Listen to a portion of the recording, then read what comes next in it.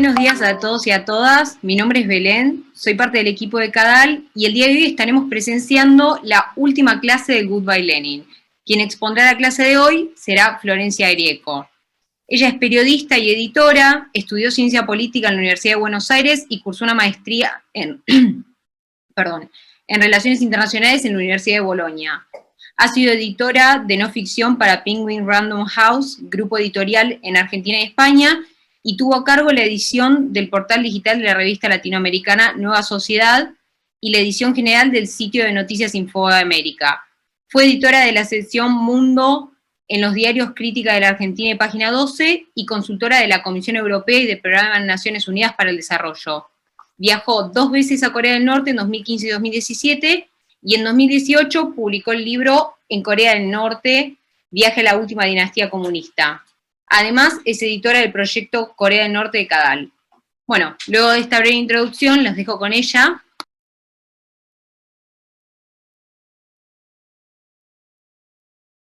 Bueno, hola a todos, hola a todas también. Es así, es lo que contaba Belén. Actualmente, como ella decía, con CADAL estamos haciendo un proyecto sobre Corea del Norte, que después les vamos a pasar información. Pero como es la última clase de Goodbye Lenin, yo lo que quería hacer era contar un poco, porque además sé que tuvieron otra clase sobre Corea del Norte, quería contar un poco cómo es Corea del Norte, un poco desde adentro, pero también cómo es Corea del Norte, lo poco que sabemos de los datos que hay hoy. Hoy quiero decir, en 2021, con 1 año y medio de fronteras cerrados, en plena pandemia, y con algunas características particulares que son históricas, que son permanentes del país, que se ven o que podemos conocer o enterarnos en medio de una cerrazón mucho más grande de lo habitual, que eso después lo vamos a ver, pero solo como dato, quiero ubicarlo si es que hoy más o menos se estima que hay solamente 10 embajadas operativas en Pyongyang, y que todos los extranjeros, que eran muy pocos, han ido abandonando el país desde que Corea del Norte cerró las fronteras en 2020, en enero, que fue uno de los primeros países, y todavía siguen cerradas. Entonces, en ese contexto, que ya es bastante particular, vamos a remontarnos a una situación permanente que es muy particular desde hace muchísimos años y que ahora se ve agravada. Entonces, yo lo que voy a hacer es contarles un poco, no desde una perspectiva teórica,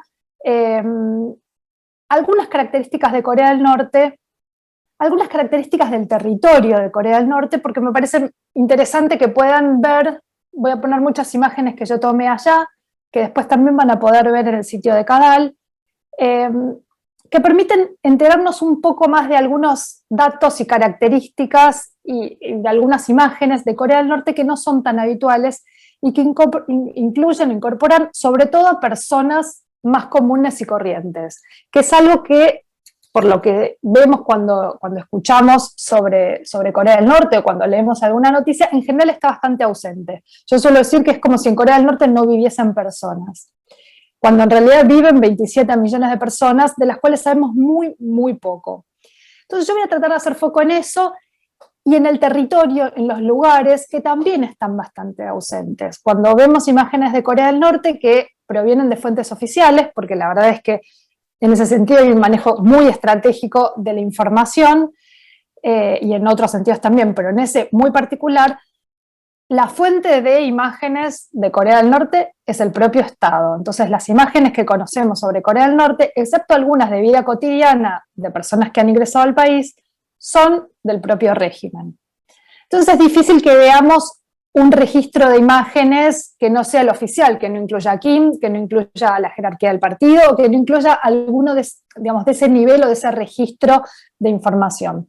Yo quiero mostrarles estas otras cosas para complementar eso y para que se entienda un poco más.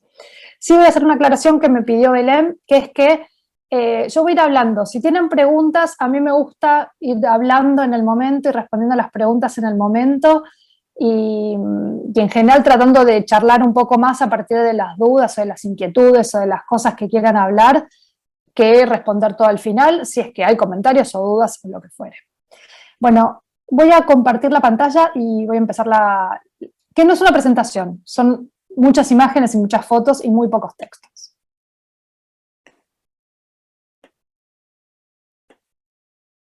Bueno, esto es la tapa del libro, pero ahí hay una foto que ya es interesante. Esa foto es de la Plaza Kim Il-sung, que es la plaza principal, es como si fuese en Argentina la Plaza de Mayo, o en México el Zócalo. Bueno, esa es la plaza principal de Pyongyang, la capital de Corea del Norte, y ahí están los dos retratos de los dos primeros Kim de la dinastía. A la izquierda pueden ver a Kim Il-sung y a la derecha a Kim Jong-il, el abuelo y el padre del Kim actual. Esta es una imagen que seguramente ya la vieron varias veces, que es una imagen satelital de la NASA, donde se ve el mundo. Nos vamos acercando, pasamos por China, y de repente acá, en este hueco negro, está Corea del Norte, que es un agujero negro en muchos sentidos por la falta de información que tenemos, pero también es un agujero negro físicamente. Y yo después les voy a mostrar un poco por qué se ve así esa imagen satelital. Acá podemos ver al sur está Corea del Sur y hay un manchón blanco de luz que es Seúl, y después vemos China que también está súper iluminado. Y Corea del Norte es como un apagón, simbólico y real. Entonces vamos a ver un poco qué hay en ese territorio tan a oscuras. Para empezar para ubicarnos, ya igual entiendo que todos están ubicados, pero siempre me parece importante, pero acá hay marcados algunos puntos de lo que yo les voy a contar, de lo que fue una parte del viaje mío, y de por qué esos puntos son interesantes o importantes para entender un poco más Corea del Norte. Pueden ver en la estrella es Pyongyang, que es la capital. Más al norte, hacia la izquierda, hay un lugar que se llama Sinuiju, que ahí lo van a ver, que es la ciudad norcoreana, y en China, Dandong, que esa es la frontera, es el punto de entrada principal a Corea del Norte desde China. Después hacia el sur van a ver un punto que se llama Kaesong, que es la frontera con Corea del Sur. A la derecha Wonsan, que es el principal, balneario, si le podemos dar esa calificación, pero es sobre todo donde está la residencia de verano de los Kim. Si se acuerdan, el año pasado, en plena pandemia, cuando estuvimos varios meses especulando con si Kim estaba vivo, si se había muerto, qué pasaba con él, con su salud, había varias imágenes satelitales que indicaban muchos movimientos de unos barcos muy grandes que son de la familia Kim en esa zona donde está la residencia. Entonces se suponía que Kim estaba ahí y se supone que es en general donde está en el verano. Y más hacia arriba, hacia el norte, que ahí van a ver dos marcas negras, es hacia la zona de la triple frontera, que es la triple frontera bastante caliente, bastante interesante, que es entre Corea del Norte, Rusia y China, que es la última parte de uno de los viajes que yo hice. Entonces esto es para que se ubiquen un poco por dónde vamos a estar recorriendo y por qué tiene sentido entender un poco cómo funcionan esos territorios. Y para empezar vamos a ir a esas dos ciudades que hacen como un juego de espejos, que son Dandong desde el lado chino y Sinuiju desde el lado norcoreano. Dandong es importante porque principalmente es literalmente, en realidad, la puerta de ingreso a Corea del Norte.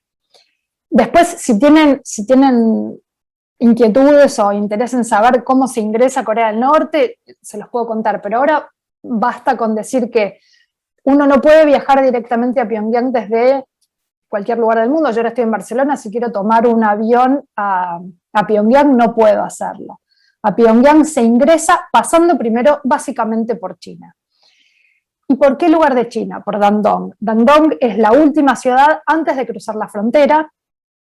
Después yo tengo varias anécdotas de ahí de Dandong. Al atravesar, uno llega hasta Dandong y ahí tiene que hacer un cambio de trenes, si viaja en tren, si no, por supuesto, se puede viajar en avión desde Pekín, pero siempre desde China. Pero Dandong es interesante, mucho más que el avión desde Pekín, porque ahí se puede ver cómo están conectados China y Corea del Norte. Después les voy a contar un poco más, pero me parece que es importante que lo tengan presente ahora, que China es el principal socio de todo tipo hoy de Corea del Norte. Lo fue la Unión Soviética hasta los años 90, hasta que cayó la Unión Soviética, y después lo fue China. China también desequilibró bastante, digamos, hizo que Corea del Norte no perdiera la guerra de Corea con tropas propias, o sea, China realmente jugó ahí, puso el cuerpo en esa guerra, pero la verdadera relación de confianza, de sociedad, de inspiración para Corea del Norte fue mucho más la Unión Soviética, hasta la caída. Después, China toma la posta, y a partir de ahí, China es no solo el socio político, estratégico, sino también comercial. Y en Dandong hay un gran porcentaje de trabajadores norcoreanos que viven ahí, que trabajan en forma, creo que Agustín ya se los contó un poco, en forma que para nosotros, digamos, para el mundo, no solo occidental, digo, el mundo democrático, podrían asemejarse a condiciones esclavas. Para la perspectiva del que vive en Corea del Norte, ir a trabajar ahí es casi un beneficio, no puede ir cualquiera ahí, ganan un poco más de lo que ganan, bastante más de lo que ganarían en Pyongyang, aun cuando tienen que dar una parte de un porcentaje de esos ingresos al Estado, pero les permite hacer una diferencia que al volver a la casa, a Pyongyang en general, porque son personas de Pyongyang, es muy beneficioso. Entonces, ahí ya empezamos a ver como algunos modos diferentes de apreciar situaciones en Corea del Norte, que es cómo lo vemos nosotros, porque nosotros pensamos en ciertas condiciones mínimas, y cómo se ve desde adentro de Corea del Norte, donde esas condiciones mínimas no están ni remotamente garantizadas.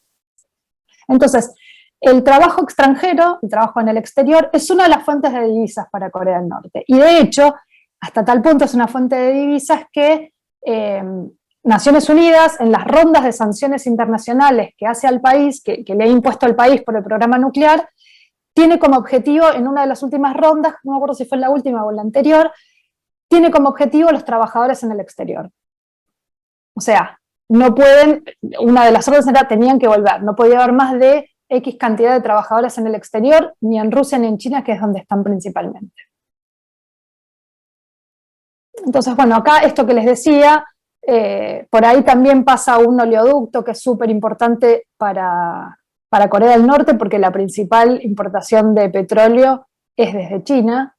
Entonces es muy importante Dandong y Sinuiju para la vida en Corea del Norte. Pero también porque por ahí circula incluso lo que no es legal, básicamente el contrabando, la inteligencia, las relaciones políticas, digamos. Dandong es un núcleo muy estratégico por muchos motivos. Y acá yo pongo un dato que es prepandemia, porque desde la pandemia, como les decía, prácticamente no hay extranjeros en Corea del Norte.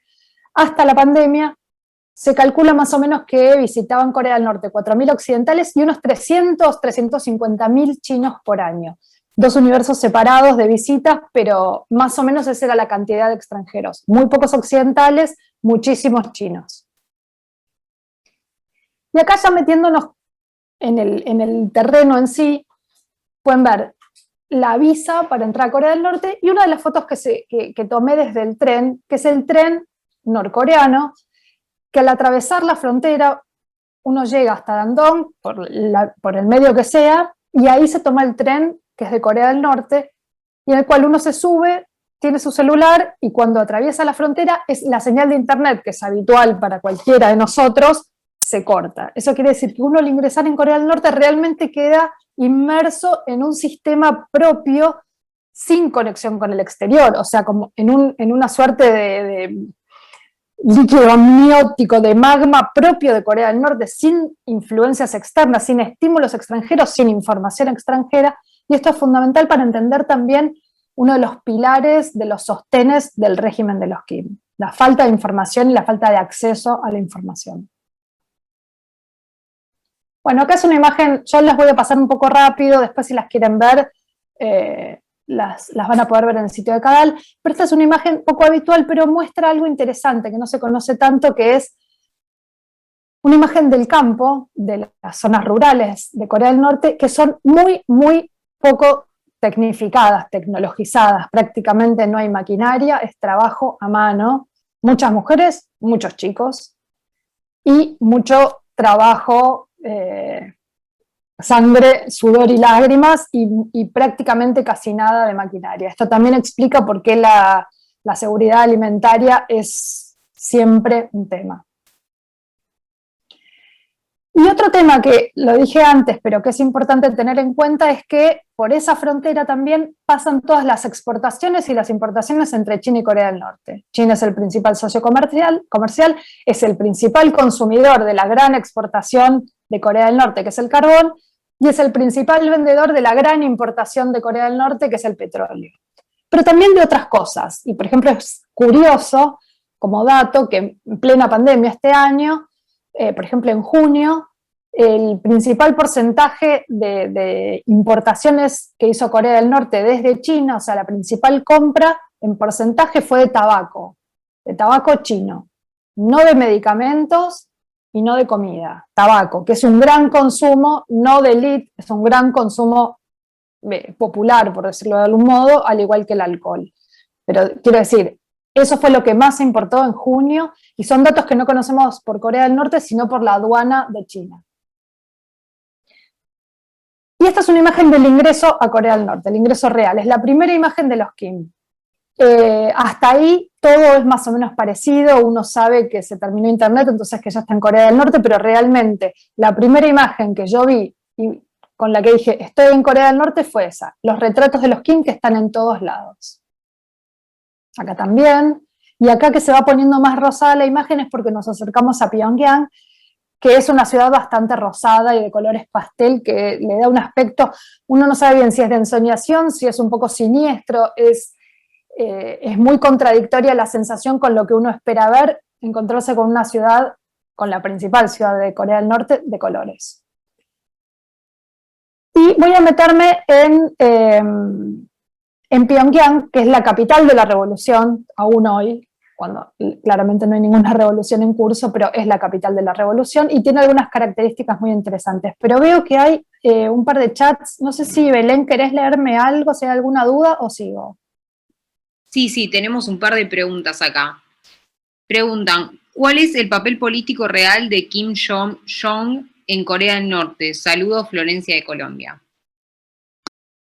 ¿Alguna más? Yo perdón, no sé si te querías que te las lea todas. Sí. Bueno, preguntan también, buenas tardes, respecto a la posibilidad de entrar a Corea del Norte, ¿usted podría sin problema ir todo por tren a Corea o tienen restricciones visitantes con sellos de algunos países?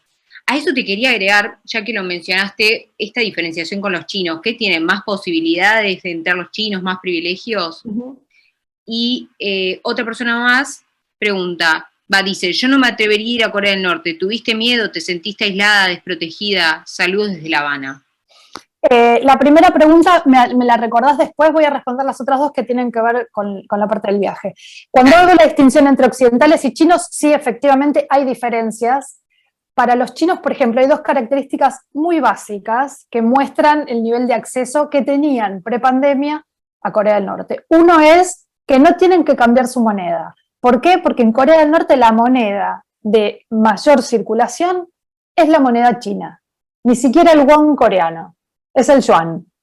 Entonces, no tienen que cambiar su moneda y no necesitan visa.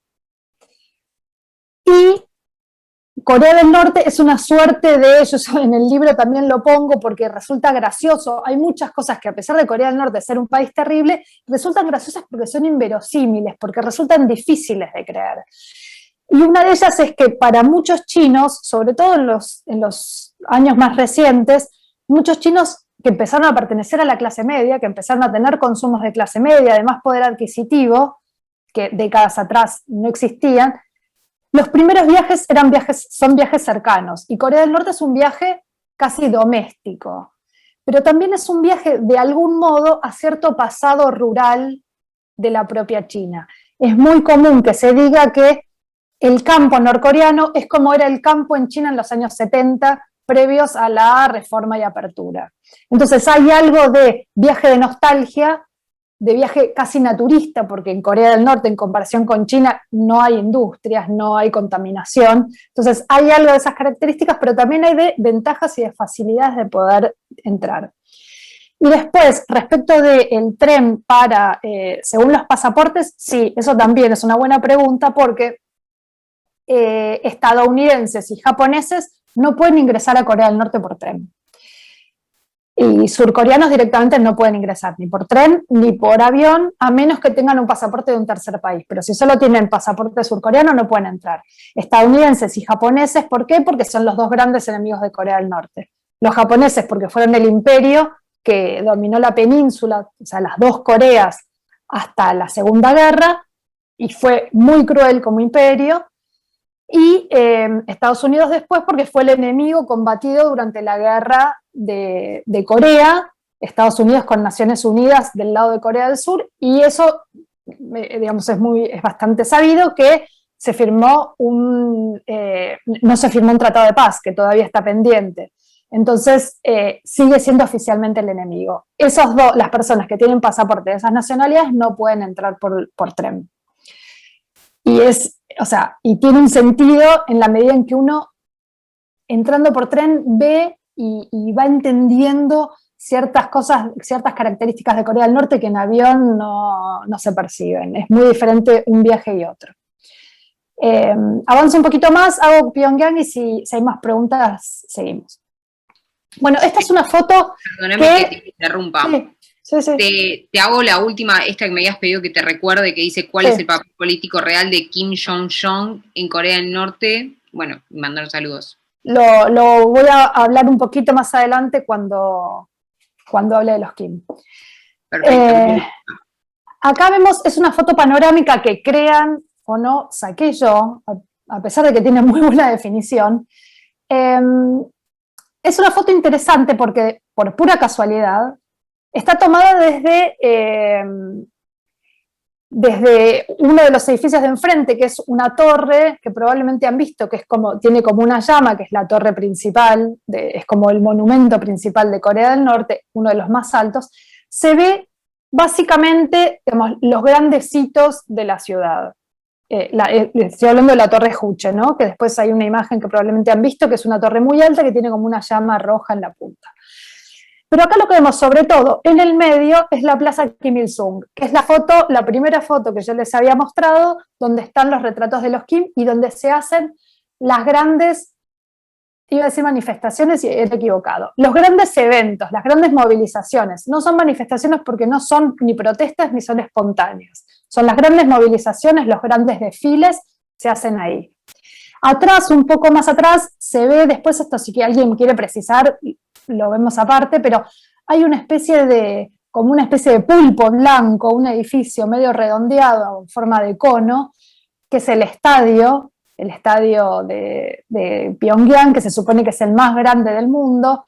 A la derecha creo que pueden ver, a la derecha de la foto, pueden ver el Hotel Ryukong, que es el hotel ese que es la fachada, pero que no hay nada, es el edificio más grande de Corea del Norte y va a ser uno de los más grandes del mundo, pero es una fachada, adentro está vacío. Y por algún lado después está el monumento al partido, que les voy a mostrar una foto más adelante. Pero digamos, en esta foto pueden ver, y atrás pueden ver que hay muchos edificios de colores, que por ahí, por una de esas zonas es por donde se va llegando a Pyongyang, y ahí era donde yo les mostraba esas fotos y otras que dan esa imagen un poco disruptiva de lo que uno cree que va a encontrar. Voy a pasar a algunas fotos y después vuelvo al texto. Esta es una imagen que también, como los retratos, es bastante omnipresente, porque esas estatuas de los dos Kim también, del abuelo y del padre de Kim Jong-un, están en una de las colinas y miden 20 metros. Entonces se ven desde muchos lugares, desde muchos puntos de Corea del Norte, pero también ellos miran a la ciudad.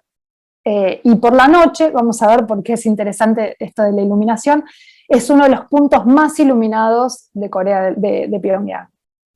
Y esta es la foto que les quería mostrar. Estas son fotos de edificios, todas tomadas, algunas desde altura, algunas desde abajo, pero este es un buen pantallazo. Acá en la foto de la derecha, en el medio quizá pueden ver que hay 3 manos, ese es el monumento del partido.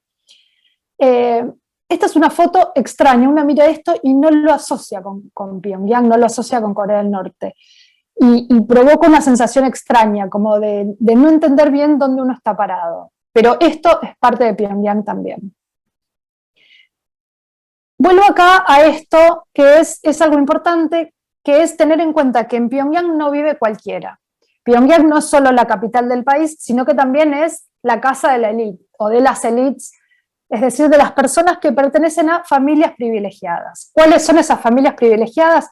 Las familias que, o durante la época del Imperio japonés, o durante la guerra, se supone que pelearon por de algún modo, los intereses norcoreanos propios. Si bien durante la colonia no había Corea del Norte y Corea del Sur, bueno, era una pelea por Corea en contra del imperio, o sea, que no fueron, que no hicieron alianzas con el imperio, sino que estuvieron más, de algún modo, o fueron perjudicados o estuvieron en la resistencia. Y durante la guerra, que pelearon por Corea del Norte. Los descendientes de esas familias pertenecen a una suerte de clase privilegiada, confiable, que vive en Pyongyang. No vive en Pyongyang por casualidad, sino porque fueron relocalizados después de la guerra, que terminó en 1953.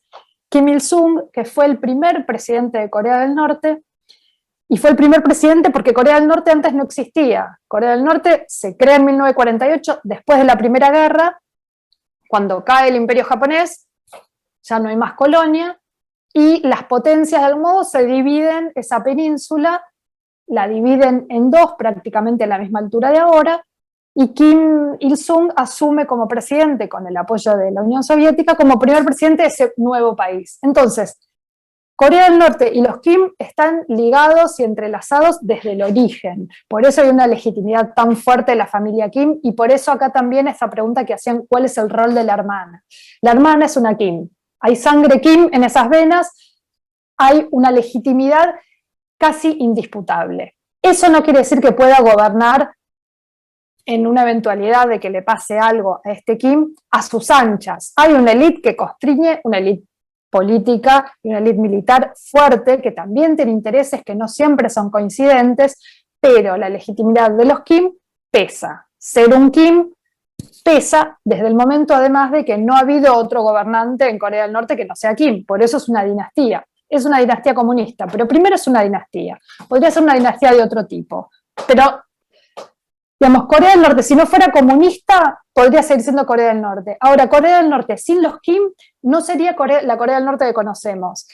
Sería realmente diferente sin los Kim. Entonces, ahí está la legitimidad, ahí está el rol de la hermana como potencial posible sucesora, considerando que Kim Jong-un tiene hijos muy chicos y que tenía unos problemas de salud bastante notorios, y la hermana asomaba en ese sentido. Por supuesto, no está declarada como heredera, sabemos que tiene mucho poder, que tiene cargos, que tiene influencia y que es una Kim.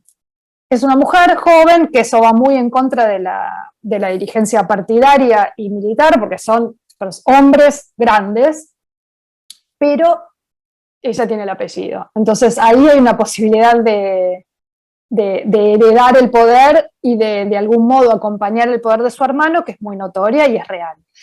Esta pertenencia a clases de los que viven en Pyongyang y los que viven en el resto del país, por eso es interesante la diferencia entre territorios, se llama songbun. Cada uno tiene su songbun, que está dado por la familia a la que pertenece, uno no lo puede comprar hasta ahora, y ese songbun es hereditario, lo heredan los hijos, y si una familia tiene un mal songbun, es decir, no es confiable, difícilmente vive en Pyongyang, difícilmente accede a los mejores puestos, difícilmente vaya a casarse con alguien que pertenece a la élite, difícilmente pueda tener un pasar mucho más próspero, puede educarse mejor.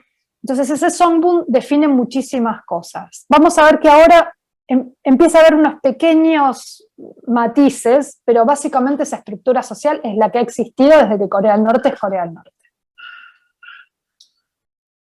Bueno, acá cuento un poco en realidad que esta distribución geográfica de las lealtades, que es muy interesante en el sentido que fue casi un experimento social, reorganizar y redistribuir personas a partir de las lealtades presuntas. ¿Y cómo se controla eso? Con controles a la población. Si yo relocalizo personas, necesito que se queden en sus lugares, que no dependan de que se quieran movilizar, sino que no puedan movilizarse voluntariamente. Eso se hace con controles migratorios internos muy fuertes. Y eso que permite también que en situaciones como la de la pandemia sea mucho más fácil controlar a la población, porque el control de la población es no natural, sino impuesto, pero impuesto hace tanto que parece natural que las restricciones estén vigentes, haya o no pandemia. Y hay 3 zonas muy sensibles, 3 regiones muy sensibles, que son Pyongyang, para donde se necesitan permisos especiales, la frontera con Corea del Sur, para donde también se necesitan permisos especiales porque es una zona muy militarizada, y una zona a la que yo fui, que les voy a contar al final, que es una zona económica especial que se llama Razón, y está cerca de esa triple frontera que les mostré con China y Rusia. Este es el monumento al partido, donde están como los pilares de Corea del Norte, que es los campesinos, los militares y los intelectuales. Y al fondo, no sé si ven, chiquititos, chiquititos, están los 2 Kim, las 2 estatuas. Y atrás está el hotel. O sea, está lleno de grandes hitos arquitectónicos oficiales la ciudad. Esto lo puse porque también es interesante. Están las imágenes de los Kim y son los jóvenes pioneros, que son chicos, que la imagen es muy parecida a la de Cuba, porque la verdad es que fue una forma de agrupación juvenil heredada o importada de la Unión Soviética. Y uno puede ver de ese modo que acá vemos chicos, pero no vamos a ver chicos en situaciones demasiado anárquicas. En general vamos a ver grupos, movilizaciones masivas bastante grandes, pero siempre movilizaciones oficiales de algún modo, sea de los propios colegios, de la universidad, del partido, de la oficina. Hay mucha movilización de población, muchos desfiles, pero siempre son oficiales. Entonces, cuando nunca van a escuchar hablar de la sociedad civil en Corea del Norte, básicamente porque todo el tiempo, toda la vida cotidiana está organizada en anillos, en círculos concéntricos de organizaciones que regulan básicamente, por no decir asfixian, la vida diaria. Y acá unas imágenes solo para que vean un poquito, porque este tipo de fotos es lo que yo les contaba, que es difícil ver, que es personas haciendo una vida de la que pueden, bastante mejor que la que hacen en otros lugares, porque esto es Pyongyang, pero siempre es interesante no perder ese factor humano de vista. Entonces me pareció que era bueno incluir algunas fotos. Esto es en el subte de Pyongyang, que también es un lugar del que siempre se dijo que era falso, y no es falso, lo que pasa es que lo parece, pero también lleno de imágenes que glorifican la vida, ya sea de los campesinos, de ciertos grandes eventos que ha habido en la historia del país, un lugar de peregrinación que es ahí donde se ven las montañas, y los retratos de los Kim que también están presentes en los vagones. Belén, ¿hacemos una segunda ronda antes de que avance con unas cosas más? Sí, mira, hay cosas que has estado respondiendo y a través de las imágenes también, pero todos nos preguntamos lo mismo de si a los turistas les permiten interactuar con los ciudadanos de Corea del Norte, si lograste interactuar vos con alguien. Bueno, también lo mismo, o sea, como imaginarse los turistas interactuando cuando es un lugar tan hermético, ¿cómo hacen con eso para mantener más aislados a la población? Primero, sí, perdón, no, dale. No, estaba viendo a ver si me había quedado algo, porque eran muy relacionadas todo a eso.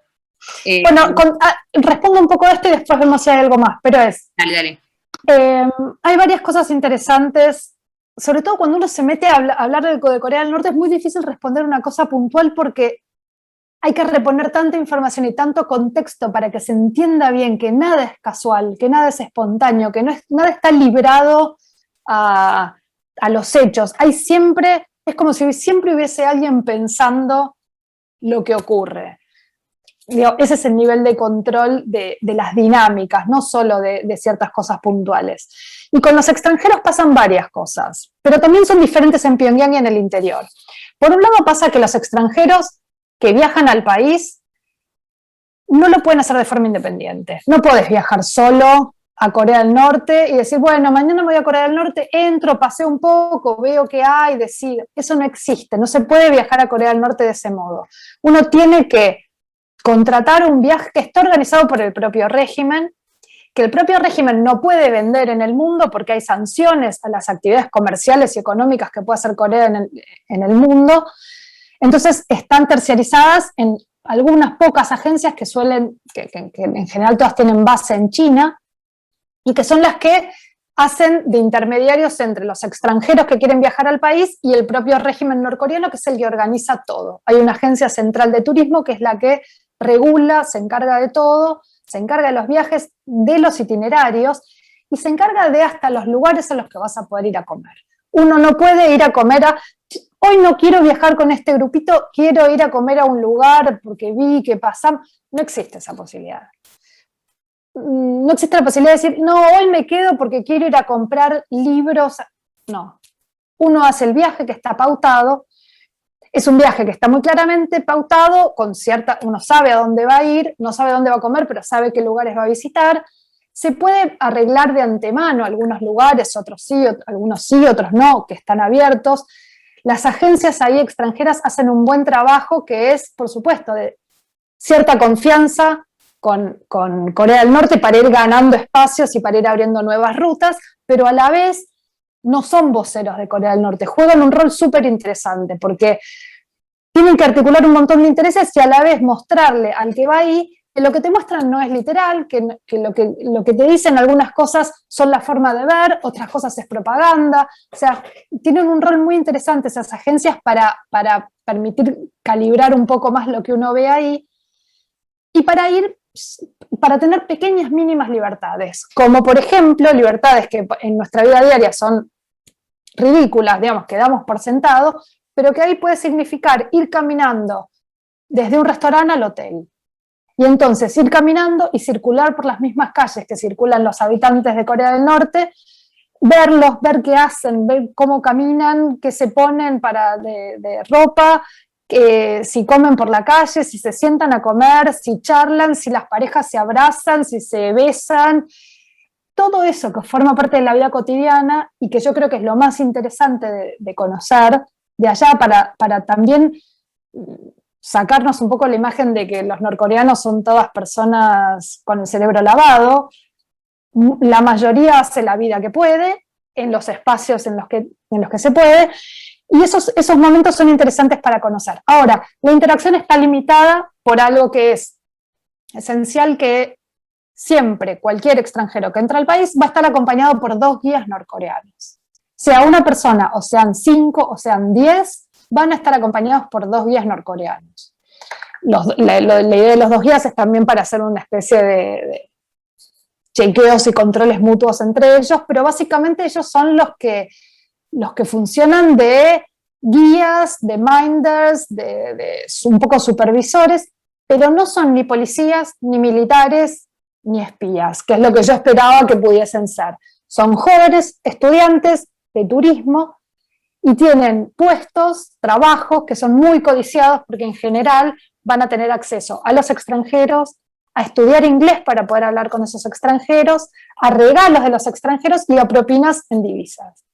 Todas cosas que en general al grueso de la población norcoreana están totalmente vedados. Entonces, esos son los nexos con los que uno se relaciona. Y hay algunos momentos muy puntuales de vida cotidiana en los que uno puede participar. Yo acá no lo incluí, pero si a alguien le interesa se los puedo compartir.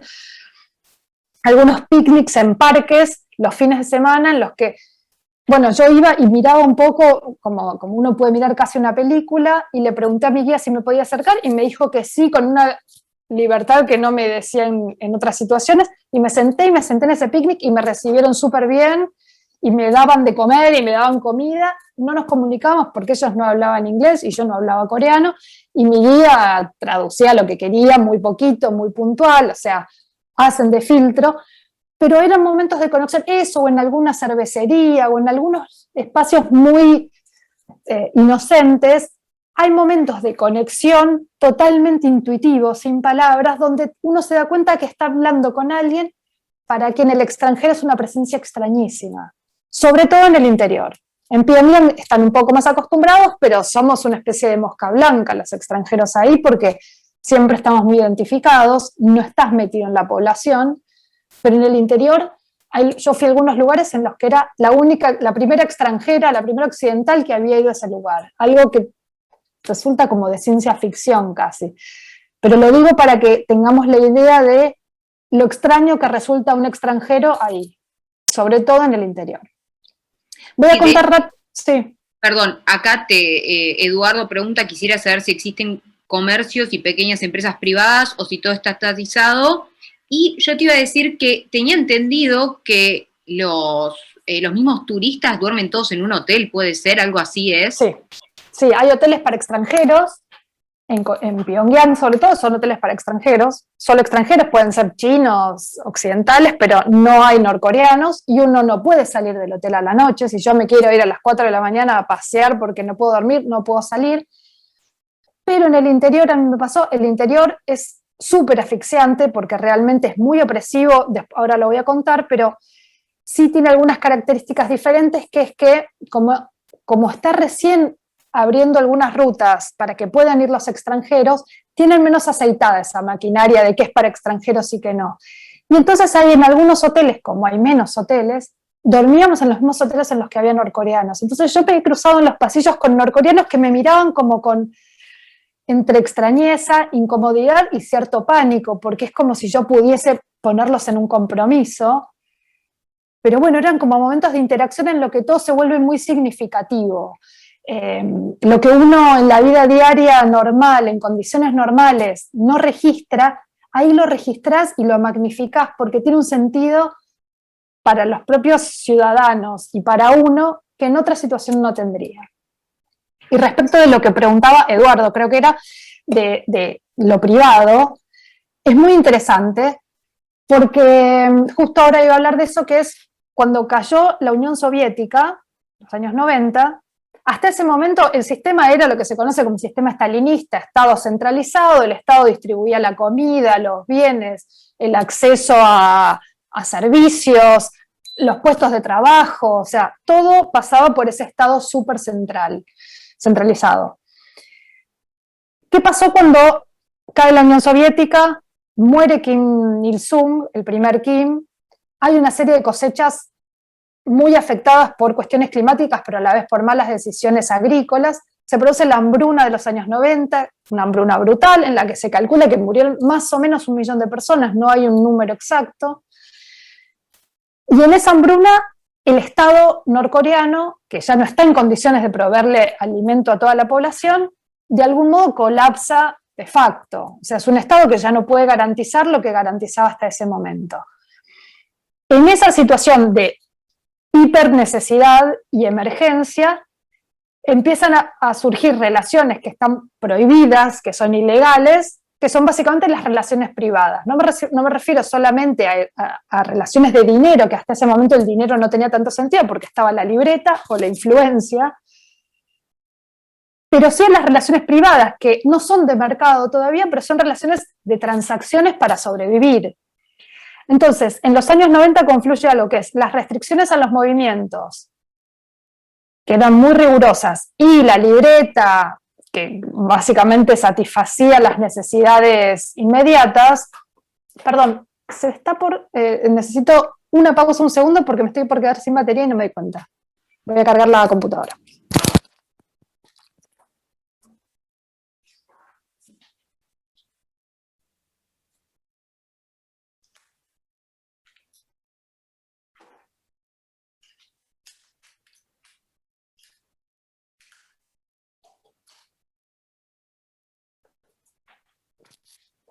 Esto se llama televisión en vivo.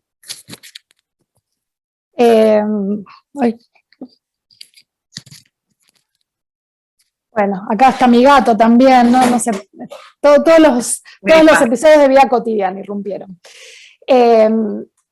Entonces, en los años 90 confluyen estas dos limitaciones, que era básicamente el Estado era el que proveía los alimentos y las relaciones económicas eran básicamente estatales, y las restricciones a los movimientos limitaban la circulación. En medio de la hambruna, básicamente el riesgo es morirse de hambre, que de hecho se dice que como una suerte de chiste, que los honestos fueron los que murieron primero, o sea, los que respetaron las reglas son los que primero murieron, y los que empezaron a encontrar intersticios para moverse y saltando esas reglas, son los que empezaron a sobrevivir y rompieron las restricciones de la movilidad de poder viajar a un pueblo al que no estaban autorizados para intercambiar algo o para comprar algo con lo que el salario oficial les permitía. Empezaron a establecerse relaciones muy precarias, semi-privadas, y eso fue el germen de un fenómeno muy interesante, que fueron los mercados, los Yangmadang, que están ahí, al principio mucho más chicos, mucho más reducidos, fueron creciendo muchísimo con los años, con el segundo Kim, el padre de Kim Jong-un, mucho más errático, porque tenía una relación mucho más confusa, de repente los prohibía, de repente los autorizaba. Por supuesto, nunca las relaciones privadas se oficializaron, pero digamos, los toleraba más que los autorizaba. Y con Kim Jong-un esto está mucho más tolerado, ahora lo vamos a ver, pero esos mercados básicamente llegaron a explicar pre-pandemia casi el 30 o 40% de la economía real de Corea del Norte. Con lo cual, formalmente siguen siendo las relaciones económicas y los medios de producción en manos del Estado, eso sigue siendo así, pero bajo ese gran paraguas estatal funcionan estas relaciones semi-privadas, semi de mercado, que ayudan a que la economía no termine de colapsar. En realidad son las que le imprimen un poco de racionalidad a un sistema muy racional. Y una figura que son los donju, que son como los nuevos ricos, los money masters, les dicen, que son los que empiezan a partir de estas relaciones de mercado empiezan a ganar dinero, a hacer diferencias de dinero. Y empiezan de a poco, a formarse como una suerte de clase media, incipiente, que no necesariamente responde a esa estructura del sistema social del Sonbun. ¿Por qué? Porque ya no depende exactamente de la familia a la que pertenecen o de los contactos políticos exclusivamente, sino también del dinero que han ido ganando en estos mercados negros. Para los que obviamente van forjando contactos políticos, pero quiero decir, no son contactos políticos heredados por completo. Entonces surge una suerte de clase social nueva, interesante, más dinámica, con restricciones, por supuesto dentro de este paraguas estatal, pero interesante porque supone un cambio. Ahí hay como el germen de algo diferente.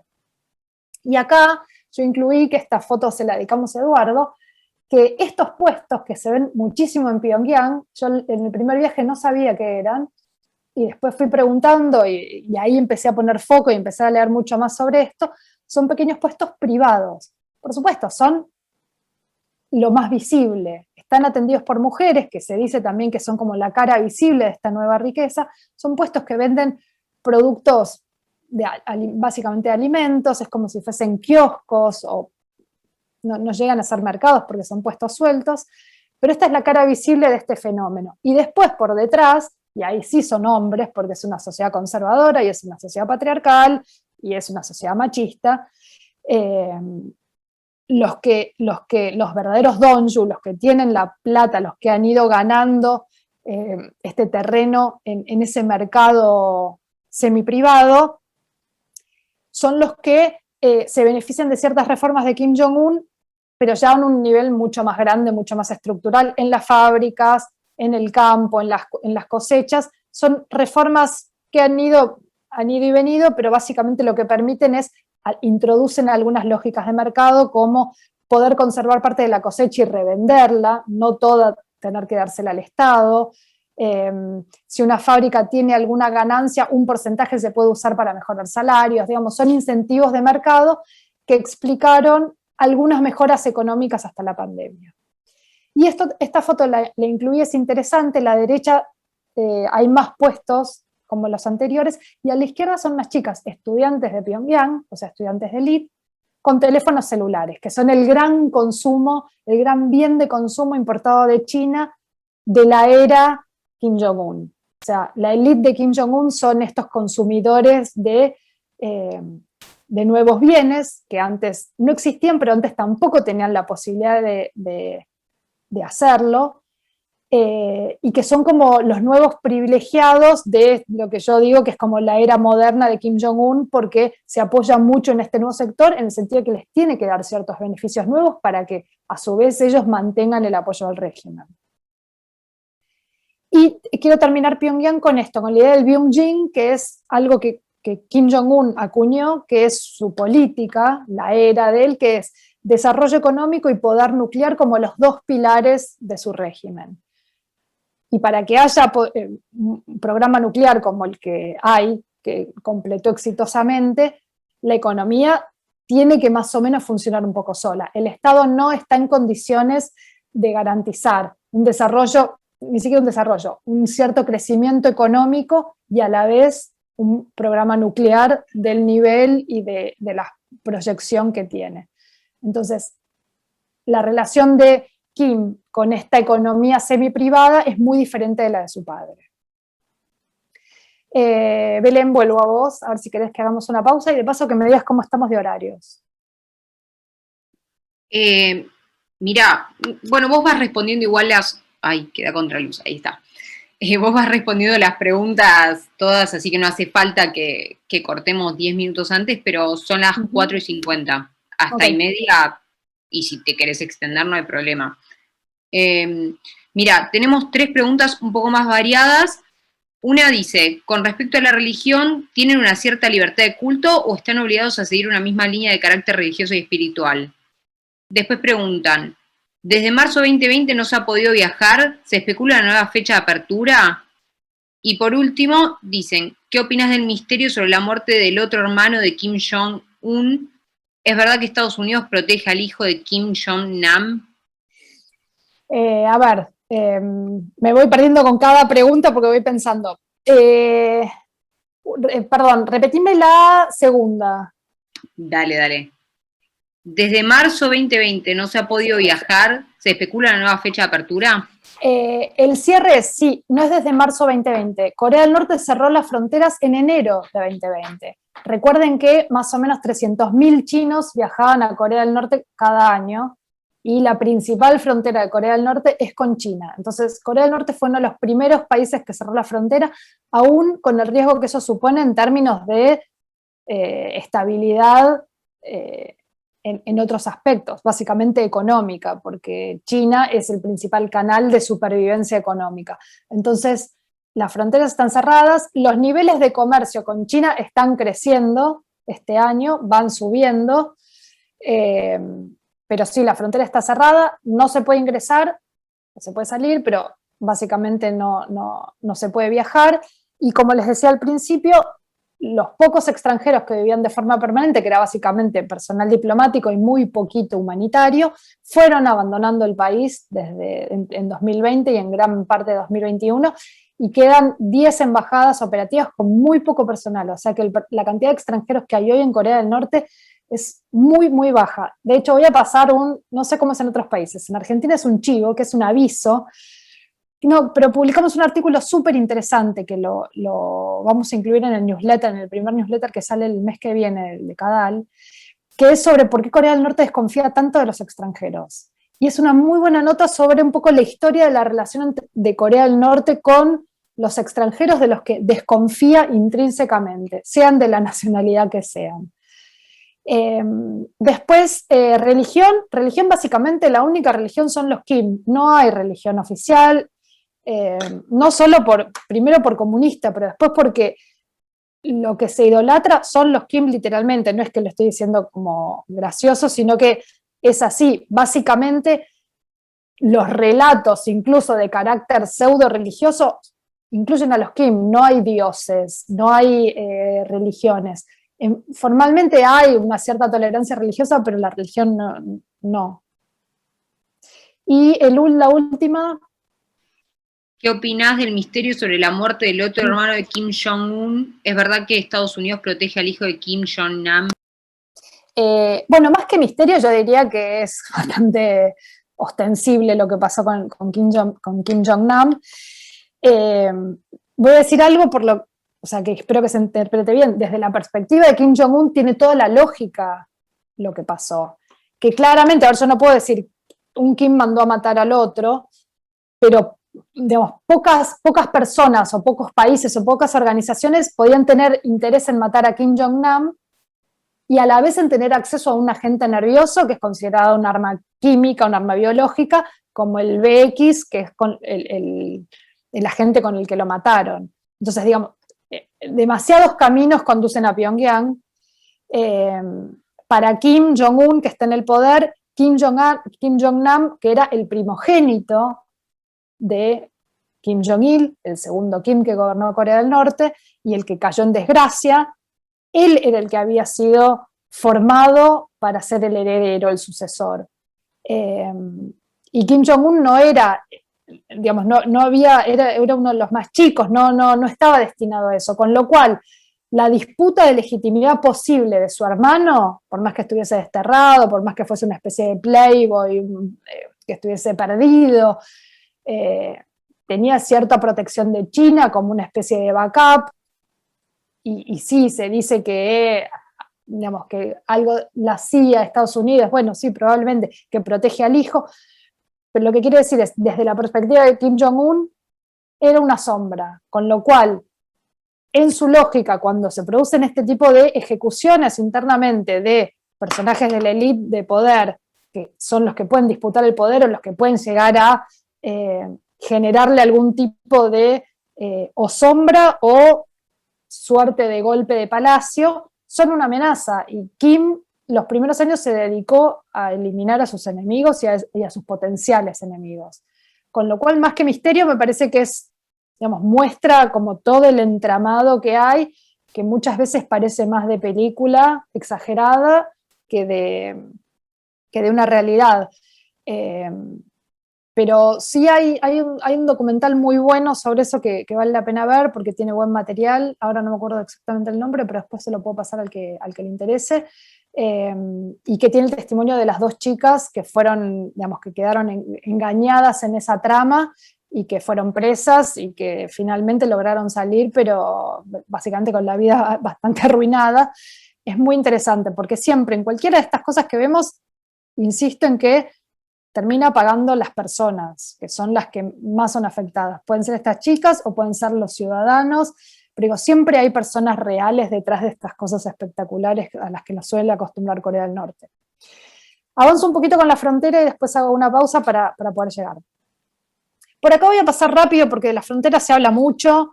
Es un lugar interesante, pero yo personalmente no lo encontré tan interesante como otros lugares de Corea del Norte que me gustaría ver más, pero básicamente acá a la derecha pueden ver un coronel retirado del ejército norcoreano, que es el cuarto ejército más grande del mundo, eso en general es bastante sabido, en la frontera con Corea del Sur, que es supuestamente una zona desmilitarizada, cuando en realidad es una de las zonas más militarizadas del mundo, y es una zona intransitable. Básicamente acá, yo creo que lo más importante para saber así como muy rápidamente es que después de la guerra, ya existía una primera división en la península, cuando Japón pierde la guerra, por lo tanto deja de tener colonias, deja de ser imperio, y la península coreana, que era una colonia, pasa a estar dividida por los aliados que ganan la guerra, se hace una división de facto, más o menos parecida ahora a la del paralelo 38, y después se produce la guerra de Corea, que empieza Corea del Norte, pero bueno, más o menos durante los 3 años que dura, no hay grandes alteraciones, el primer año sí, pero los segundos 2 años básicamente se mueven muy cerca de esa frontera, y cuando se firma el armisticio, se fija esa frontera nuevamente, el paralelo 38, como la zona de división entre las dos Coreas, con una zona de 4 kilómetros, que es la zona desmilitarizada, que en realidad no está desmilitarizada, un área de seguridad conjunta y una línea de demarcación militar, que es exactamente la línea, y esa es la frontera, esa es la zona en la que probablemente todos llegaron a ver cuando, seguramente se van a acordar, cuando Trump, en un momento, en ese momento tan asombroso de acercamiento con Kim, en un momento viaja a Corea del Sur y decide, publica un tuit invitándolo a Kim Jong-un a ir a encontrarse en la frontera, que parecía un delirio, que no iba, que iba a quedar en uno de esos gestos de Trump, y Corea del Norte respondió enseguida y dijo que sí, y Kim fue, y ahí se encontraron Trump, Kim y Moon, el presidente de Corea del Sur, en esa zona de la frontera que es esta. Hay muchas fotos, y después las buscan, y muchos videos con Trump y Kim cruzando, como dando un pasito sobre un escalón, que uno dice, ¿qué están haciendo? Y básicamente lo que están haciendo es cruzar a Corea del Norte. Trump fue el primer presidente estadounidense en funciones en pisar suelo norcoreano. No es que fue a pasear por Corea del Norte, pero pisó suelo norcoreano. Y el suelo norcoreano es ese piso medio amarillito, medio blanco, donde se ven 3 soldados, que está a este lado de ese escalón. Ese es el escalón que van a ver en muchas fotos, o que habrán visto en muchas fotos y videos, que ellos dos pasaron. Y la zona que está atrás de esas piedras grises es Corea del Sur. O sea, esa es la línea que divide las dos Coreas. Por supuesto, después la zona está muy militarizada, la zona desmilitarizada está muy militarizada, pero como para que vean la frontera en sí, lo débil que puede ser en términos territoriales, así, y a la vez lo fuerte que es en el sentido de que si un soldado norcoreano pasa al otro lado, o está desertando o está invadiendo. No es un acto inocuo. Entonces, esa línea muestra esa separación de probablemente una de las últimas fronteras de la Guerra Fría, porque es producto de la Guerra Fría. Esta es una imagen, acá es donde estuvieron Trump y Kim. Y antes de pasar al interior, sí, haría una nueva mini ronda de preguntas o consultas si hay. Sí, hay.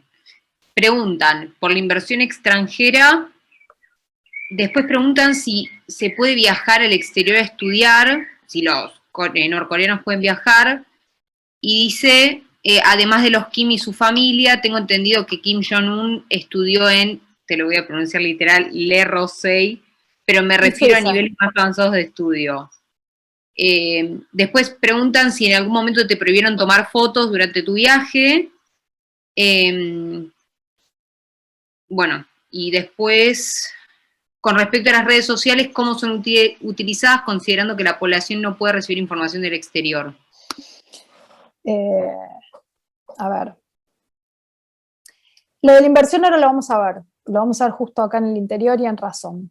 Lo de las fotos también me gusta, porque las preguntas están como muy justas con lo que estoy contando, porque lo de las fotos es, acá en el interior fue muy impresionante. Yo iba preparada en el primer viaje lo hice en 2015, el segundo en 2017. El primer viaje, yo iba preparada para decir, si tomaba 10 fotos buenas me daba por satisfecha. Y volví con más de 1000 fotos, y de hecho ahora con cada una de las actividades del proyecto, que eso sí también los invito a que después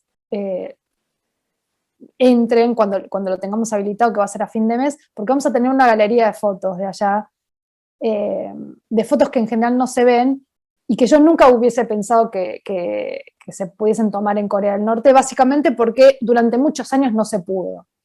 Ahora hay muchas más posibilidades de tomar. Todo lo que están viendo yo lo saqué yo, y lo saqué, digamos, de forma autorizada. No es que iba con la cámara escondida, que es algo que no recomiendo hacer si a alguien se le ocurre. Hay algunas restricciones, no se le puede sacar foto a personal militar, a instalaciones militares. Bueno, instalaciones militares me refiero a un pequeño puesto de control, puede ser. En ciertos edificios públicos en general no se puede sacar fotos. A los Kim, a las estatuas y a los retratos no se les puede sacar foto cortándole la cabeza.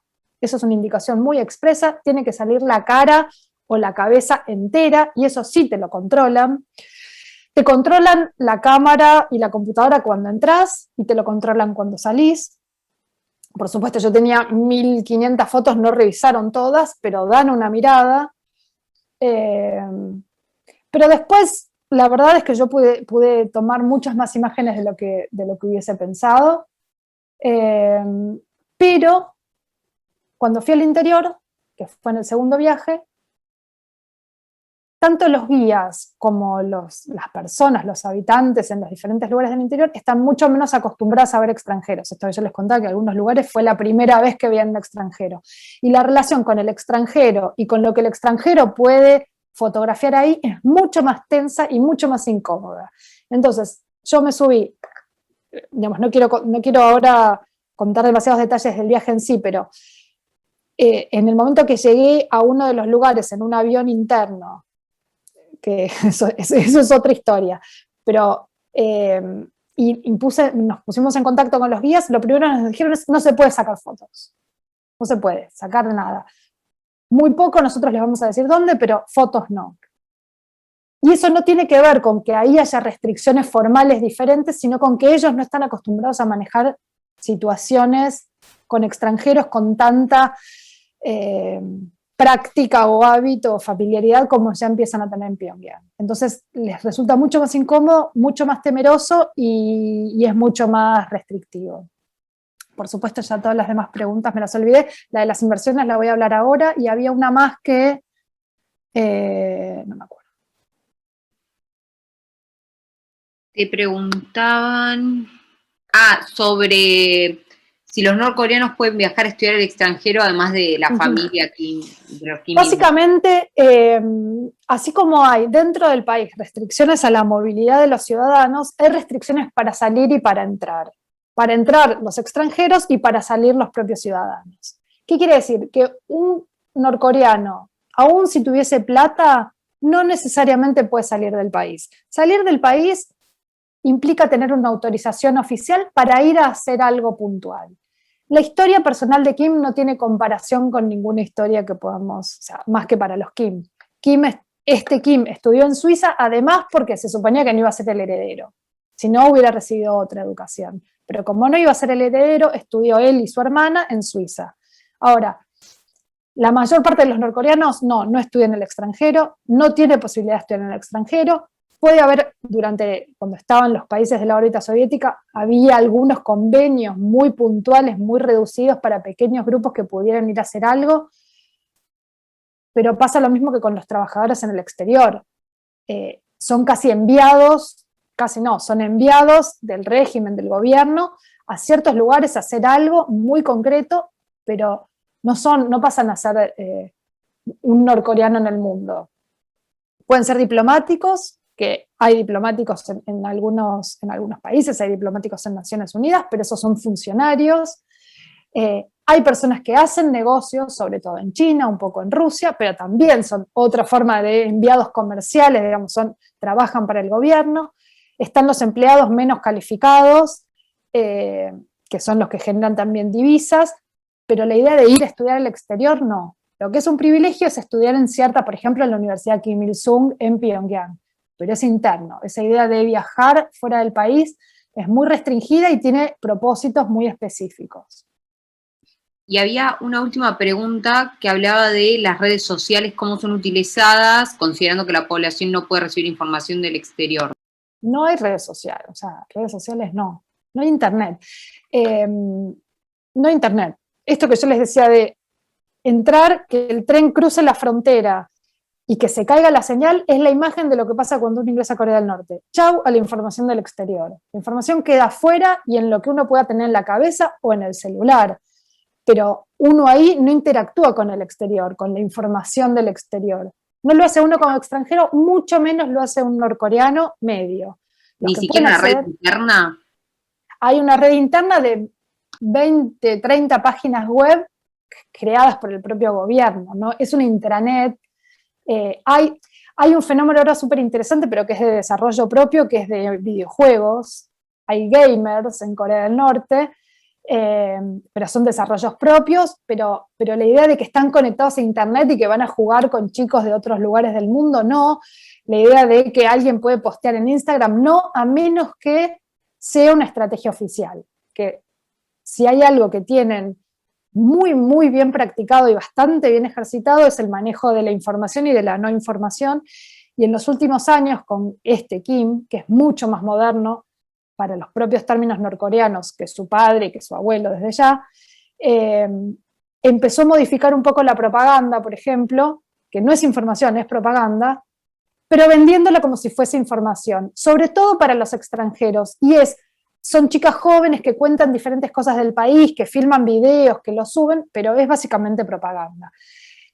Información es lo que se puede entrar por contrabando en pendrives. Hay algunas iniciativas que son USB for Freedom, por ejemplo, que es tratar de ingresar pendrives con información sobre todo de Corea del Sur a Corea del Norte, pero es muy riesgoso y es muy peligroso que encuentren a alguien con eso, pero básicamente no. Canal oficial de televisión, diario oficial, la radio oficial, no hay radio clandestina, no circula, digamos, no es que hay una resistencia o una sociedad civil clandestina, y eso es uno de los pilares que explican que el régimen, en la época en la que vivimos, se siga sosteniendo, y que también hace que sea muy difícil algunas formas de apertura parcial, porque cualquier forma de apertura parcial va a significar ingreso de información. Paso un poco al interior y después hacemos una última ronda por si queda algo más. El interior es, dicen, la verdadera Corea, y comparado con Pyongyang yo sentía que Pyongyang era París, porque el interior realmente es totalmente opaco. Opaco no me refiero solo a los colores, opaco en el sentido de monótono, muy poco por hacer, muy precario, y muy parecido todo el tiempo, excepto este lugar razón que reúne todas las excepcionalidades de Corea del Norte. Estamos ahora ahí yendo hacia el norte, lo que se ve en la parte de arriba, hacia la derecha de la pantalla. Bueno, esto de la verdadera Corea, de que es básicamente rural. También recuerden que cuando fue esa relocalización en los años 50, 60 de la población, en el interior del país quedó la población menos confiable, los de las familias menos confiables, con lo cual con menos acceso a buenos servicios, a bienes de consumo. O sea, es la población postergada, porque es la población que no ha estado cerca del poder, que no ha sido élite. Estas son fotos más anecdóticas como para que se ubiquen, pero básicamente yo desde el lugar desde extranjero y que era una muestra de cómo se vivía, en hoteles en los que compartía con extranjeros, con norcoreanos, y en una casa de familia en la que me quedé, por supuesto una casa de familia autorizada, pero donde uno ve más o menos cómo vive incluso una familia autorizada y por lo tanto con ciertos privilegios respecto de una que no lo es un nivel de precariedad en términos de infraestructura altísimo, que también explica el temor que todos los países han tenido a un brote de COVID, pero también en Corea del Norte las implicancias que eso podría tener en el sentido de que hay una escasez crónica de electricidad, de energía eléctrica y de agua potable. O sea, dos factores fundamentales para prevenir cualquier brote de cualquier epidemia. Pero básicamente eso que ven ahí, que son esos baldes con agua, son una forma muy común, incluso en muchos restaurantes de Pyongyang, de proveerse de agua. No hay agua corriente. El agua está en baldes. Yo en la mayor parte de los hoteles en los que fui en el interior me dejaban o la bañera de la habitación llena o un balde con agua en la puerta para que yo pudiera asearme, pero no tenía ducha ni tenía agua de la bañadera. Y con la electricidad, excepto en algunos lugares, lo mismo. Por la noche, a oscuras básicamente, porque los grandes consumidores de energía son Pyongyang, que aún así está en gran medida a oscuras, que ahora vamos a ver algo, y el ejército. Pero después el resto no es gran consumidor, no es prioritario la energía que existe para dársela a estas zonas. Bueno, estas son fotos que quería compartir más para que vieran un poco. Este es el ingreso a una planta de fertilizantes, que es una imagen como muy escenográfica, que es algo que también se encuentra mucho en Corea del Norte. A la derecha pueden ver una fábrica que parece también una fábrica súper antigua, es esta fábrica de fertilizantes. Los fertilizantes son muy importantes porque como no hay maquinaria, depende mucho que la cosecha no se eche a perder, y para eso los fertilizantes son súper necesarios, y esto también explica la hambruna de los años 90, porque la provisión en gran medida de este tipo de insumos era de la Unión Soviética, y se cortó en esos años. Voy a pasar un poquito más y después, si alguien quiere ver algo más, volvemos. Y respecto a alguien preguntaba por las inversiones extranjeras. Olvídense de inversiones extranjeras en el país. El país es totalmente anómalo, nadie va a invertir nada, las reglas cambian, es discrecional, con lo cual nadie va a poner plata en Corea del Norte. La corrupción es rampante. De hecho, yo puse un tuit antes de empezar, que era una organización calificó a Corea del Norte como el país más corrupto del mundo por ciertas variables. El nivel de corrupción es altísimo porque en la medida en que el Estado supuestamente regula todo, es el paraguas de todo, pero no todo es realmente estatal, se necesitan bueno, me sale en inglés, bribes, sobornos, para poder hacer funcionar algo que de otro modo no funcionaría porque está prohibido. No quiere decir que deje de estar prohibido, simplemente que se puede hacer funcionar.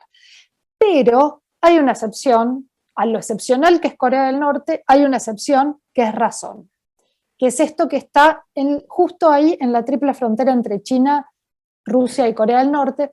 Razón en algún momento se esperó, Corea del Norte esperaba que fuera como una zona económica especial parecida a las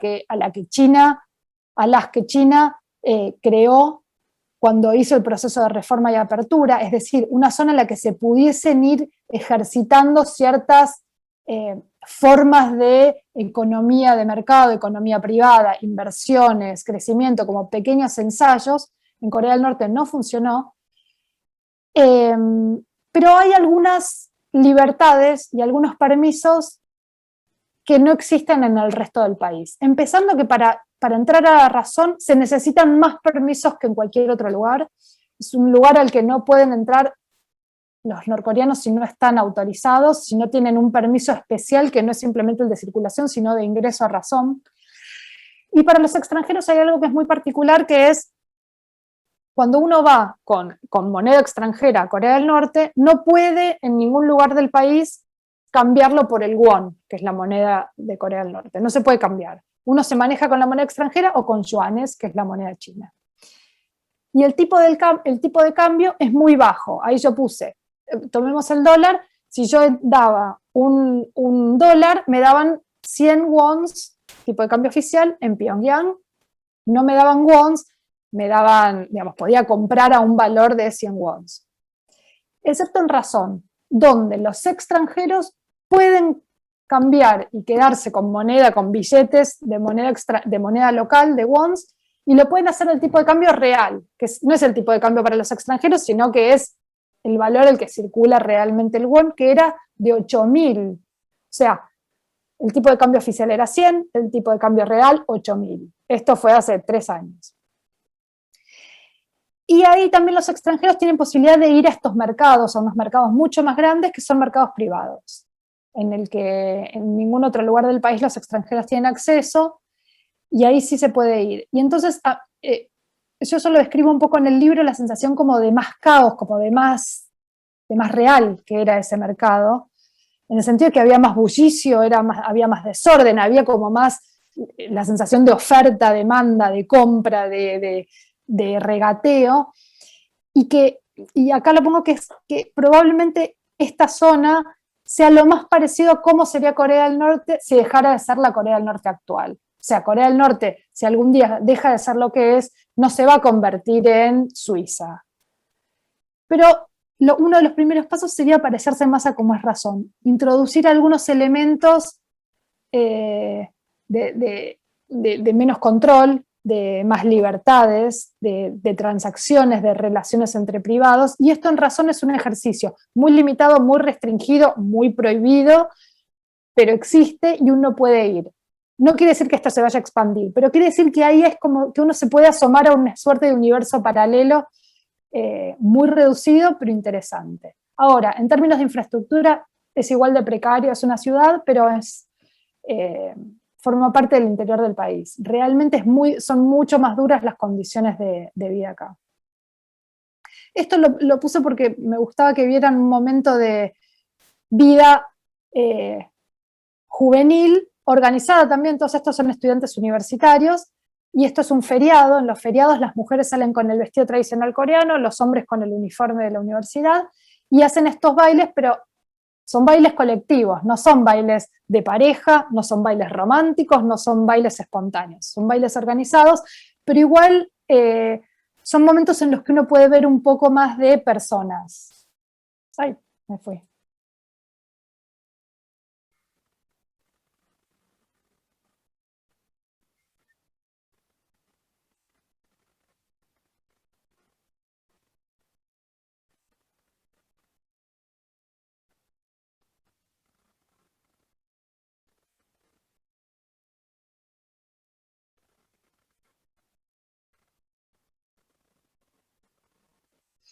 Bueno, dejo ahí, después hay más, si quieren ver, ya saben, después arreglamos eso, pero les quería dar como un poco de una ventanita a alguna situación un poco más cotidiana. Y para terminar, un dato que es súper importante, ¿se acuerdan que al principio yo les mostré ese agujero negro que es Corea del Norte? En muchos sentidos, en información, en lo que no sabemos, en las redes sociales que no hay, porque no hay internet, esto me parece que no lo terminé de responder bien, pero digo, no hay acceso a la información exterior, pero tampoco hay acceso a comunicaciones internas reales. Y la escasez de energía eléctrica es tal que el 30% de la población tiene tendido eléctrico. Y eso hace que lo que veíamos como agujero negro sea esto.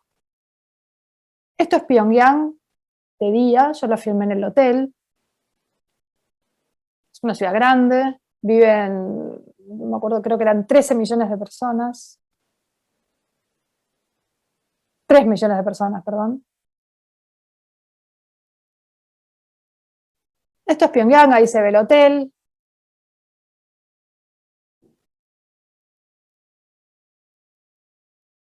Ese es el puente que cruza el río Taedong. Ahí a la derecha pueden ver la Torre Juche, que es la que yo les contaba al principio, que tiene la llama. Pero esto es Pyongyang de noche. Es la misma situación. Está la torre, el río. Esas zonas iluminadas, que son diferentes zonas oficiales, que son las que están iluminadas, y después el resto se va oscureciendo. Se ven algunas luces, muchas de estas luces se explican con paneles solares, no con provisión de energía eléctrica oficial, paneles solares que las personas compran. Ahí se ve uno de los monumentos oficiales, muy pocos autos, muy pocas luces, y esto es en gran medida, es como así como esa imagen satelital, esta es como la imagen en el terreno de esa oscuridad que hay en Corea del Norte, que es simbólica, sí, pero también es real. Tiene que ver con las condiciones en las que se vive, condiciones mucho más graves ahora durante la pandemia. Probablemente ya han escuchado en varios lugares que la situación alimentaria es grave, no sabemos bien hasta dónde, porque obviamente los datos oficiales no dan detalles, pero es una situación grave, y la energía eléctrica y el petróleo son vitales, los alimentos también, y eso es lo que tiene, digamos, eso es lo que pasa por la frontera, es lo que estuvo cerrado durante mucho tiempo, y esta situación que estamos viendo ahora acá probablemente ha retrocedido. Esto, entre un viaje y el otro, yo vi más luces y tenía que ver con esto, con la provisión con ciudadanos que se compraban sus propios generadores o sus propios paneles solares. Esto probablemente haya sufrido un retroceso, pero la situación en Corea del Norte es, en gran medida, esto que vemos hoy en la pandemia, probablemente agudizado, probablemente agravado, y con muchísimos menos extranjeros y muchísimo menos acceso al país, esa imagen de oscuridad que veíamos al principio está mucho más acentuada. O sea, tenemos menos ojos sobre Corea del Norte de los que normalmente tenemos. Yo hasta acá llegué. Acá les dejo, si se quieren suscribir, a partir de la semana que viene vamos a empezar a publicar un newsletter mensual gratuito sobre Corea del Norte, que me parece que está muy bien. La idea es ir generando material e información para que esta especie de zona oscura se ilumine un poquito más. En español es difícil tener información buena, de muy buena calidad, que es lo que queremos empezar a hacer. Y vamos a tener un subsitio dentro de Cadal también con mucho material, así que los invitamos ahí a que se suscriban, a que después reciban esa información, y también si después me quieren preguntar o pedir algo, con todo el gusto, pero le voy a dar una vez más la palabra a Belén, por si queda alguna pregunta o alguna cosa más para responder. Sí, quedaron preguntas. Preguntan acá. ¿Nos podrías explicar las ventajas y desventajas de la visita de Dennis Rodman a Corea del Norte? Voy respondiendo un poquito rápido, así no me olvido. Dale. Ventajas y desventajas básicamente pocas. Es una excentricidad de los dos. Sí, en algún momento se especuló con que pudiese haber una suerte de diplomacia del básquet, que Dennis Rodman pudiese, al tener acceso directo a Kim, pudiese tener de algún modo posibilidad de gestionar algo. En algún momento se habló, yo me acuerdo que en el segundo viaje, yo estaba saliendo de Pyongyang, y por supuesto no sabíamos, porque justamente no había información, pero nuestro guía extranjero, que sí tenía acceso porque tenía un chip y podía tener una cantidad muy reducida de minutos de acceso a redes, nos dijo que Dennis Rodman había llegado a Pyongyang, y justo nosotros nos estábamos yendo. Y supusimos en aquel momento que era para gestionar la liberación de Otto Warmbier, que era ese chico que no sé si se acuerdan que detuvieron en Corea del Norte, un estadounidense, que lo tuvieron incomunicado y después lo devolvieron un año y medio después y murió. O sea, lo devolvieron en coma y murió. Suponíamos que iba a ser una gestión de Dennis Rodman. Nunca quedó claro si fue él o no. En principio no prosperó demasiado, también porque se lo llevó puesto la diplomacia directa de Trump. Pero hubo algo interesante, que es que gracias a Dennis Rodman sabemos la fecha de cumpleaños de Kim, porque en un viaje Dennis Rodman le cantó el cumpleaños. Y gracias a eso sabemos una fecha que antes era secreta. Bueno, después tenemos, vos planteás que China es el principal apoyo que tiene Corea en el ámbito económico, además de que en su momento lo apoyó también en el ámbito político. La Rusia soviética jugó el mismo papel en el momento. ¿Cómo estas dos potencias en términos de socialismo proletario, que supuestamente es el mejor camino rumbo al bienestar del pueblo, pueden ser los mayores cooperantes de la que sea tal vez la peor dictadura del momento?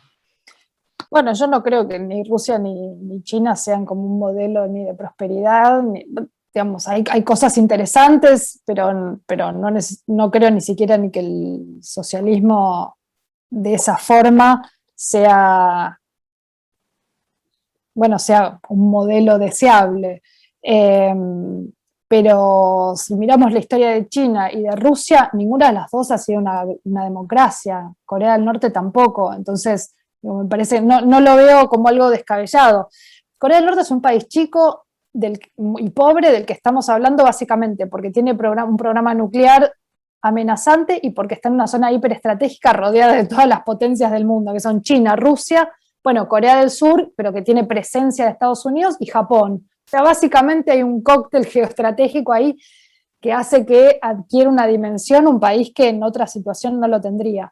Pero digo, dada la historia de esos dos países, de esas dos potencias, no me parece descabellado que hayan apoyado una dictadura, un régimen, una dinastía, todo eso junto que es Corea del Norte. Bueno, acá tenemos preguntas más cortas. Te preguntan, ¿cuánto tiempo te permitieron estar en Corea del Norte cuando fuiste de viaje? Después están pidiendo tu libro y otra persona dice, leí tu libro, ¿vos crees que podrías entrar de nuevo a Corea del Norte? Y después preguntan por último si los Kim tienen una residencia oficial o no se sabe dónde viven. Empiezo por lo último porque además es lo que me voy acordando. Yo voy pasando cada pregunta y me entusiasmo y después me olvido de las primeras. La última, lo de la residencia oficial, bueno, oficial, nada, es en Corea del Norte. No se sabe dónde viven los Kim en Pyongyang.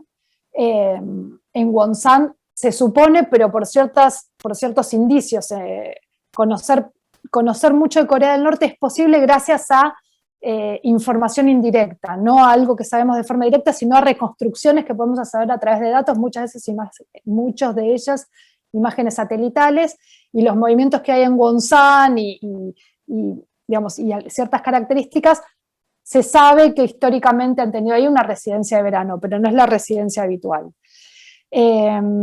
Después, si yo pudiese volver después de haber escrito el libro, he recibido opiniones encontradas, porque a mí me interesaría volver, sobre todo porque me interesaría ver cómo van cambiando las cosas para atrás o para adelante, que son cambios muy pequeños, son cambios que no son oficiales, con lo cual no los podemos saber a distancia, tiene sentido ir a ver el terreno. Es uno de los países en los que todavía tiene sentido, pero bueno, sí, sería difícil después del libro.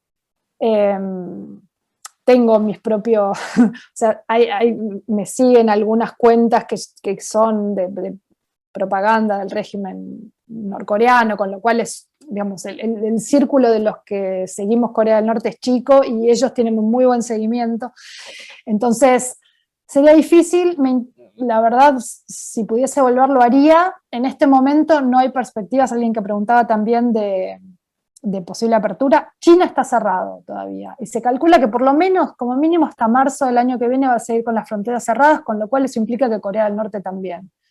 De modo que yo no veo hasta marzo, incluso un poco más. La verdad que tengo la impresión de que la primera mitad del 2022 ya va a ser muy difícil que se pueda volver a abrir. Eso no quiere decir que la relación con China no se vaya retomando.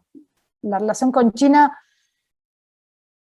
tiene puertas, tiene sótanos, tiene ventanas, hay pasadizos, o sea, no es una relación limpia, límpida, transparente, hay muchos canales y no solo es la frontera oficial abierta. Entonces, por un tema de supervivencia, los niveles de intercambio están subiendo. Pero bueno, ahí también están todos los vericuetos que hay que hacer para eludir las sanciones internacionales. Y creo que había una más que...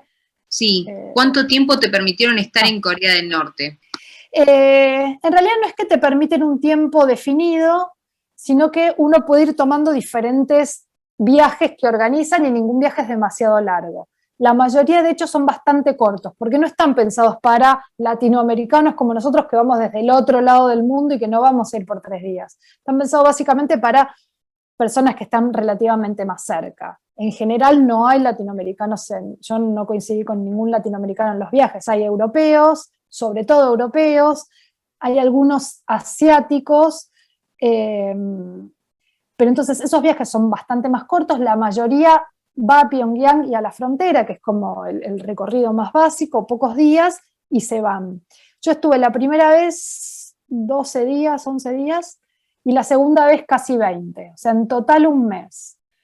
Pero el segundo viaje, que fue al interior, es como, es el sótano del sótano, digamos. Nadie va básicamente al interior porque no hay tanto para ver, hay que tener como un interés de entender un poco más cómo funciona Corea en conjunto, no solo Pyongyang, y porque no hay tantos lugares habilitados, se fue abriendo hace muy poco el interior, así que, bueno, y ahora está de hecho todo cerrado, con lo cual todo eso va a haber que recuperarlo, ese terreno muy poquito ganado va a haber que recuperarlo. Si hay algo que me olvidé de decir que me parece importante, que es, en un momento me acuerdo que estaba hablando con un guía extranjero sobre la parte en el interior, que las interacciones eran mucho más limitadas todavía, y tengo el recuerdo de un chico de escuela primaria, tendría 10, 11 años, yo estaba sentada en una parte del hotel que tenía un jardín y daba a la calle, y pasan 2 chicos de colegio, me miran, yo los saludo y les digo hello, me miraron espantados, salieron corriendo, volvieron, me saludaron, me dijeron hello y se fueron corriendo riéndose. Eso que es insignificante, me acuerdo que el guía extranjero, el guía de estas agencias extranjeras, me dijo, ese chico probablemente no se olvide nunca del día que te vio ahí, porque es una interacción que es totalmente excepcional, es más parecido a ver un extraterrestre que a ver una persona, es una situación totalmente... digo que sus padres probablemente no vivieron, sobre todo porque eran del interior. Entonces, también hay algo de el turismo o el viaje a Corea del Norte, que no es turismo, la verdad, pero bueno, es visa de turista. Hay muchos que lo critican porque puede ser, bueno, son fondos para el régimen, pero también hay otra línea que dice, son las únicas formas de ir estableciendo pequeños contactos, de ir entendiendo qué pasa, de que ese chico ve a un extranjero y se le ocurra que hay algo diferente a lo que vivió toda su vida, a lo que le dijeron toda su vida. Entonces, obviamente, hay diferentes lecturas. Yo soy más cercana a la segunda, creo que cualquier ventanita, por más chica que sea, es mejor que ninguna. Pero bueno, eso es lo que no está pasando ahora. Entonces, un mes ahí, en otro lugar quizás es poco, ahí es un montón de tiempo, pero siempre desde un lugar en el que uno es el extraño. a diferencia de cómo nosotros vemos otras cosas, uno ahí es el extraño, es el raro, es el ser estudiado. Bueno, muchísimas gracias, Flor, no te sacamos más tiempo, la verdad que surgieron muchas preguntas y creo que podríamos seguir más, siendo que conocés el lugar, o sea, hay un montón de cosas que intrigan sobre Corea del Norte, así que te agradezco por todas las respuestas. Y bueno, los dejo con Gabriel. Bueno, gracias. Primero, agradezco la invitación. Es un programa lindísimo, el de Goodbye Lenin, además de la genialidad del título, que capta muy bien como un espíritu de una aproximación a unos temas y a unas regiones que me parece que está muy bien. Y bueno, y aprovechen que Cadal está trabajando este tema para digamos, hay un lugar donde poder canalizar inquietudes, dudas, las cosas que quieran saber, es como la idea de esta actividad también es esa, así que aprovechen, acérquense, pregunten, ninguna duda es menor o absurda, todo lo que se les ocurre porque tienen dudas es porque realmente ahí hay algo que es difícil de entender, así que, bueno, nada, que ojalá hayan podido aprovechar el programa y también que puedan aprovechar lo que Cadal haga con Corea del Norte. Bueno, muchas gracias, Flor, a vos.